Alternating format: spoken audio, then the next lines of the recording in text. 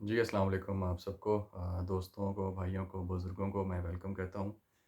आज हमारी 4th episode है चंपावत मैनेटर की और लास्ट किस्त में हमने देखा था कि जिम कॉर्बेट साहब जो हैं, अपने डाक बंगलों में जब सोते हैं, तो उनके साथ एक पैरानॉर्मल एक्टिविटी होती है जो कि वो फिर सारी रात अपनी मुश्किल से गुज़ारते हैं।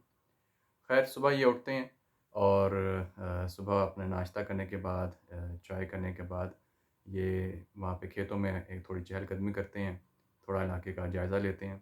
जो वहाँ पे चाय के बागात होते हैं, फलों के बागात होते हैं, उनमें थोड़ी चहलकदमी करके वहाँ के लोगों से कुछ जगह के बारे में, कुछ उस आदमखोर शेरनी के बारे में मालूमात इकट्ठा करते हैं और ये अपनी यात्रा मुकम्मल करके वापस अपने डाक बंगलों में आते हैं। तो ये देखते हैं कि जो तहसीलदार हैं, वो वहाँ पे आ चुके हैं, पहुँच चुके हैं। तो ये तहसीलदार को देख के खुश होते हैं कि चलें आप खैर व आफ़ियत के साथ जो है वो वापस आ गए। खैर ये और जिम कॉर्बेट और जो तहसीलदार होते हैं, ये दोनों इलाके का फिर से जायज़ा स्टार्ट करते हैं। तो ये एक जिस जगह पे खड़े होते हैं, वो एक ऊँची जगह होती है जहाँ से कि आप नीचे का सारा नज़ारा आपको नज़र आ रहा होता है। एक वैली नज़र आ रही होती है, नीचे गाँव नज़र आ रहे होते हैं। तो इसी दौरान ये फ़ील करते हैं कि जैसे नीचे वाले गाँव से कोई आदमी जो है वो ऊपर की तरफ इनके पास चलता हुआ आ रहा है और थोड़ा जल्दी-जल्दी में है। जो ये आइडिया ले पाते हैं वो इस तरह होता है कि वो थोड़ा तेज़-तेज़ चलता है, भागता है, फिर जब उसकी साँस फूलती है या थोड़ा थकता है तो चलना शुरू करता है तेज़-तेज़। जैसे अमूमन हम लोग एक एक्टिविटी करते हैं कहीं हमने जल्दी पहुँचना हो तो। थोड़ा तेज़ भाग लिए, फिर थोड़ा जल्दी-जल्दी चल लिए। तो इनको आइडिया हो जाता है जिम कॉर्बेट साहब को कि ये कोई इम्पोर्टेंट इन्फॉर्मेशन हमारे लिए लेके आ रहा है। तो वो कोई वक़्त ज़ाया नहीं करते और वो तहसीलदार से कहते हैं कि आप इधर रुकिए, मैं नीचे जाके देखता हूँ। तो वो भी उसी गाँव वाले के तरफ बढ़ चलते हैं और जब ये उसको जाके मिलते हैं तो वो डरा हुआ होता है और हाँफ रहा होता है बुरे तरीके से और वो इनको बताता है कि सर मैं आपके पास ही आ रहा था। हमें मालूम था कि आप ऊपर डाक बंगलो में रह रहे हैं और आप हमें यहाँ से बचाने के लिए आए हैं। और अभी ये इम्पोर्टेंट न्यूज़ ये है कि हमारे गाँव में एक 16 साला लड़की को जो है वो शेरनी उठा के ले गई है। तो ये इसमें आप हमारी हेल्प कीजिए। तो सारे गाँव वाले इसमें परेशान हैं। तो जिम कॉर्बेट साहब के लिए ये एक इम्पोर्टेंट न्यूज़ होती है, वो फ़ौरन इस अपॉर्च्युनिटी को पकड़ना चाहते हैं। वो फ़ौरन अपने डाक बंगलों में वापस आते हैं, अपनी राइफ़ल्स, अपने कारतूस, इनका स्टॉक लेके और उस गाँव वाले के साथ जो है वो उस गाँव की ओर चल पड़ते हैं। ख़ैर जब रास्ते में जा रहे होते हैं तो ये उनसे पूछते हैं गाँव वाले से कि भई अब बताओ कि हुआ असल में माजरा क्या हुआ? कैसे-कैसे हुआ? तो वो कुछ इस तरह की एक्टिविटी कर रहा होता है कि जब वो स्टोरी बताता है तो रुक जाता है और वो कहते हैं नहीं चलते-चलते बताओ। कॉर्बेट साहब कहते हैं चलते-चलते बताओ और जब चलना शुरू करता है तो खामोश हो जाता है। तो वो इसी अपनी कशमकश में होता है तो कॉर्बेट साहब कहते हैं चलो भाई तुम जो है वो चुप ही रहो। लेकिन तुम मुझे एटलीस्ट उस जगह पे जल्दी लेके चलो ताकि मैं कोई वक़्त ना ज़ाया कर सकूँ। ख़ैर ये उस गाँव में पहुँचते हैं साथ वाले और इनको सब वहाँ पे गाँव वाले इकट्ठे हुए होते हैं जैसे कि इस रूटीन में होता है कि सब एक-दूसरे के साथ खड़े होते हैं और सारे बाहर निकले हुए होते हैं। तो उस घर पे जाते हैं जहाँ पे वो बच्ची शिकार हुई होती है, जिस घर की बच्ची। तो वहाँ पे लोग इनको बताते हैं और सारे एक बैक वक़्त ही बताना शुरू कर देते हैं कि नहीं ऐसा हुआ, नहीं ऐसा हुआ। जो आप समझ सकते हैं कि एक हड़बड़ाहट के माहौल में, एक परेशानी के माहौल में जो गाँव वालों का एक आप कह लीजिए कि एक तरीक़ेकार होता है। ख़ैर वो कहते हैं कि भई मुझे कोई एक आदमी सही से जो है वो सारी इन्फॉर्मेशन दे। तो एक उनमें समझदार आदमी होता है गाँव का, वो फिर उनको बताता है कि हज़ूर 15 से 20 औरतें जो रूटीन के मुताबिक इस तरह से लकड़ी काटने के लिए जंगल में गई थीं। तो इसी दौरान जो है वो शेरनी ने अपनी कार्रवाई की जो नॉर्मल रूटीन थी और एक बच्ची को उठा के ले गई है। तो वो कहते हैं कि मुझे फिर फ़ौरन निशानदही करो उस जगह की कि कहाँ पे ये वाक़या हुआ है। तो वो जो है गाँव वाला उनको ले जाते हैं, दिखाते हैं वो दरख़्त। वो एक ओक ट्री होता है कि इसके ऊपर जो ये लड़कियाँ थीं चढ़ के कटाई कर रही थीं। तो ख़ैर बहुत एहतियात के साथ जिम कॉर्बेट साहब जो हैं वो उस इलाके का जायज़ा लेते हैं और देखते हैं कि वहाँ पे स्ट्रगल के निशान होते हैं, घात लगाने के निशान होते हैं, खींचने के निशान मौजूद होते हैं। और ये सारे निशान देखने के बाद जो है वो देखते हैं कि खून के ट्रेल्स होते हैं वहाँ पे, खून काफ़ी ज़्यादा होता है लड़की का और खून के ट्रेल्स को फिर वो फ़ॉलो करना शुरू कर देते हैं।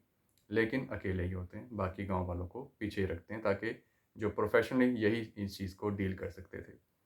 ख़ैर इस चीज़ को जायज़ा लेने के बाद जब आगे वो बुशेस की तरफ जाते हैं, झाड़ियों की तरफ जाते हैं, तो उनको कुछ आगे जाके जो है वो उस लड़के का एक नेकलेस मिल जाता है और उसकी ये चीज़ अपने पास वो सेफ्टी के लिए रख लेते हैं कि जिसकी अमानत है उसे वापस कर दी जाएगी। और मज़ीद ट्रेल्स को फ़ॉलो करते हैं, तो वो देखते हैं कि जो खाई की तरफ, घाटी की तरफ जो है वो शेरनी इस बच्ची को ले गई होती है। और मज़ीद आगे बढ़ने पे ये और इनको एविडेंसेस मिलते हैं कि झाड़ियों में उस बच्ची के, उस लड़की के बाल इनको मिल जाते हैं फँसे हुए, कि जैसे कि शेरनी उसको घसीट के ले जा रही होती है, तो उसके बाल फँसते हैं झाड़ी में और वो उससे छुड़ा के उनको आगे ले जाती है। और साथ-साथ इस चीज़ का आइडिया लगा लेते हैं कि उस शेरनी के कदमों के साथ-साथ, खून के ट्रेल्स के साथ-साथ, कि उस शेरनी ने कार्रवाई उस तरह की हुई होती है कि उस बच्ची को बीच से पकड़ा हुआ होता है। एक जानिब उसके बाल झूल रहे होते हैं, दूसरी जानिब उसकी टाँगें जो हैं वो झूल रही होती हैं और बीच से ही उसको ग्रैब किया होता है। तो आगे फॉरवर्ड वो अपने आप को प्रोसीड करती रहती है और खाई की तरफ जाती रहती है। मज़ीद आगे बढ़ने पे इनको आइडिया होता है कि एक जगह मज़ीद खून के निशान मिलते हैं, जहाँ पे इनको पता लगता है कि शायद थोड़ी देर के लिए उसने उस बच्ची को छोड़ा होगा, दोबारा पकड़ने के लिए या खाने के लिए। और इवेंचुअली वो टोटली इसको चेज़ अप कर रहे होते हैं कि मैं इसके पीछे जाके किसी भी तरीके से इसको मैं ट्रेस कर सकूँ। लेकिन जहाँ भी कहीं इनकी इस एक्टिविटी से पता लगा लेती है शेरनी के मुसलसल मेरा पीछा किए जा रहे हैं और जिसकी वजह से वो डिस्टर्ब भी होती रहती है और अपने शिकार को खा नहीं सकती मुकम्मल तरीके से रिलैक्स्ड होके। तो एक कॉन्टिन्यूअस उसके पीछे होते हैं और उसको छोड़ते नहीं हैं। इसी दौरान जब ये खाई में मज़ीद उतरते हैं, तो इनको ऐसा महसूस होता है कि इनके पीछे से कोई आ रहा है, जो कि इनके कदमों की आवाज़ आती है किसी इंसान के। तो ये पलट के देखते हैं तो एक गाँव का ही आदमी होता है जो कि इनके पीछे आ रहा होता है और वो पूछते हैं कि भाई तुम कौन और क्यों आए हो इस ख़तरनाक जगह पे? तो वो आदमी कहता है कि जी मुझे तहसीलदार ने आपके लिए भेजा कि मैं आपकी सिक्योरिटी के लिए देखूँ और आपके मैं साथ ही रहूँ। लेकिन वो आदमी इस कदर घबराया हुआ होता है, डरा हुआ होता है, सहमा होता है कि वो खुद जो है वो इनको क्या सिक्योरिटी दे देता। वो तो इनकी खुद जो है वो आप कह लीजिए कि शरण में आके जो अपने आप को कंफर्टेबल थोड़ा महसूस कर रहा होता है और बहुत डरा हुआ होता है। तो वो इसमें यहाँ पे असल में जो कॉर्बेट साहब हैं, आपको जैसे पहले इल्म हो कि वो हमेशा से वो अकेले ही जाना पसंद करते थे क्योंकि ज़ाहिर-सी बात है कि किसी भी तरह की नॉइज़ ना हो, कोई वहाँ पे खटखटाहट ना हो जिसकी वज़ह से शिकार डिस्टर्ब हो। तो वो उनके लिए बाइस परेशानी होता है ये आदमी कि ये मेरे लिए अब क्या पीछे से एक मुसीबत आ गई है जो मुझे इस शेरनी को ढूँढने में मुश्किल भी कर सकती है। ख़ैर वो उसको ख़ैर अपने साथ रखते हैं और उसके साथ अपने आगे चलते हैं और उसके शूज़ भी शोर कर रहे होते हैं क्योंकि कॉर्बेट साहब तो अपने शॉर्ट्स में होते हैं, अपने रबर सोल के जूते पहने होते हैं क्योंकि उनकी तैयारी उन सब चीज़ों को नज़र में रखते हुए होती थी कि कोई शोर ना हो, किसी जो प्रे है, जो आपका शिकार है, वो उससे डिस्टर्ब ना हो और उससे भाग ना जाए। ख़ैर वो क्या करते हैं कि इस आदमी को कहते हैं कि तुम ऐसा करो, एक चट्टान होती है कि तुम इस चट्टान के ऊपर जो है वो चढ़ के बैठ जाओ और वेट करो और मुझे देखते रहो। तो इस ये वैसे ही ऑलरेडी बहुत जो है वो सहमा हुआ होता है। ये इस मौके को गनीमत जानता है और फ़ौरन ही उस ऊँची चट्टान पे चढ़ के बैठ जाता है पत्थर के ऊपर। तो ऊपर चढ़ के वो उनको इशारा करता है कि ठीक है, आई एम ओके, अब आप आगे प्रोसीड कर सकते हैं शेर के पास। तो कॉर्बेट साहब को भी सुकून आता है, उसको भी सुकून आता है और कॉर्बेट साहब आगे की तरफ बढ़ते हैं।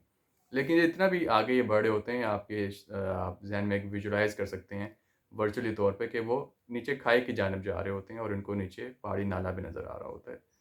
ख़ैर ये मज़ीद आगे जाते हैं तो इनको फ़ील होता है कि जैसे कि हर थोड़ी जगह के बाद कि शेरनी ने शिकार को रखा था लेकिन वो खा नहीं पा रही थी, उसको मुसलसल जो है वो इनके आने की आहट आ रही थी और वो आगे बढ़ती जा रही थी।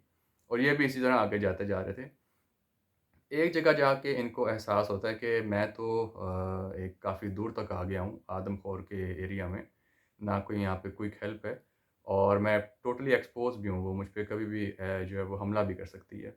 तो ये ख़ैर अब मज़ीद अलर्ट होते हैं, अपनी फ़िंगर्स पॉइंट करते हैं अपने ट्रिगर के ऊपर, अपनी गन को मज़ीद रेडी करते हैं और पूरे तरफ का जायज़ा लेते हैं। पहले इनका ध्यान एक ही तरफ होता है, तो हर जगह का जायज़ा लेते हुए ही जा रहे होते हैं और थोड़ी देर बाद इनको सरसराहट महसूस होती है कि ऊपर से कोई आप कह लीजिए कि पत्थर या कोई मिट्टी का ढेला जो है वो नीचे की तरफ आता है। थोड़ी देर बाद इनको एहसास होता है कि ये शायद एक एक्टिविटी थी जो कि शेरनी इनके ऊपर घात लगाना चाह रही थी, हमला करने के लिए। लेकिन वो जो है हमला नहीं कर सकी। शायद वो इनकी इस जो मज़ीद ये अलर्ट हो गए थे, कॉन्शियस हो गए थे, वो इससे घबरा जाती है कि ये अब मज़ीद अलर्ट हैं और वो फिर आगे मज़ीद अपने शिकार को ले जाती है। ख़ैर यहाँ पे इनको एक थोड़ा चौंका देने वाला मंज़र मिलता है कि उस बच्ची का एक पाँव जो है वो कटा हुआ इनको मिलता है, जो कि ऐसा मानूद होता है जैसे आरी के साथ काटा गया हो। और ये ख़ैर उसको जो है वो सेव कर देते हैं ताकि वो उनके घर वालों को दे सकें उसके अंतिम संस्कार के लिए। जैसे हमेशा पहले भी मैंने आपसे ज़िक्र किया कि ये उनकी चीज़ को समझते थे, उनके जो मज़हबी अमूर उन्हें समझते थे कि ये उनकी इसका जो क्रियाक्रम करेंगे तो उससे बच्ची को भी सुकून मिलेगा, उसके घर वालों को भी सुकून मिलेगा। तो इन इसकी ट्रेल को फ़ॉलो करते हुए आगे मज़ीद पहुँचते हैं और शाम काफ़ी हो जाती है और टाइम काफ़ी हो जाता है और मज़ीद अगर ये आगे जाते तो वापसी का सफ़र भी इनके लिए दुशवार गुज़ार होता। तो यहाँ पे जो है ये फ़ैसला करते हैं कि मज़ीद मुझे जो है वो आगे बढ़ने से पहले एक बार इसको वेट कर लेना चाहिए और शाम के वक़्त तो यहाँ कोई फ़ायदा नहीं है, सुबह के वक़्त ही मज़ीद कार्रवाई करनी चाहिए। तो नाज़रीन यहाँ पे जो है हमारी एक जो चौथी एपिसोड है इसको हम इख्तिताम पज़ीर करते हैं। कल की एपिसोड होपफुली कि एक लास्ट एपिसोड इसकी होगी और इंशाल्लाह इसमें हम उम्मीद करते हैं कि किस तरह से जो है वो जिम कॉर्बेट साहब अपने इस आदमखोर को जो है वो शिकार करेंगे। तो उम्मीद करता हूँ आपको सबको आज ये एपिसोड आज की पसंद आई होगी। अपना बहुत ख़्याल रखिएगा और कल इंशाल्लाह मिलते हैं आपसे नेक्स्ट एपिसोड में। Thank you. अल्लाह हाफ़िज़।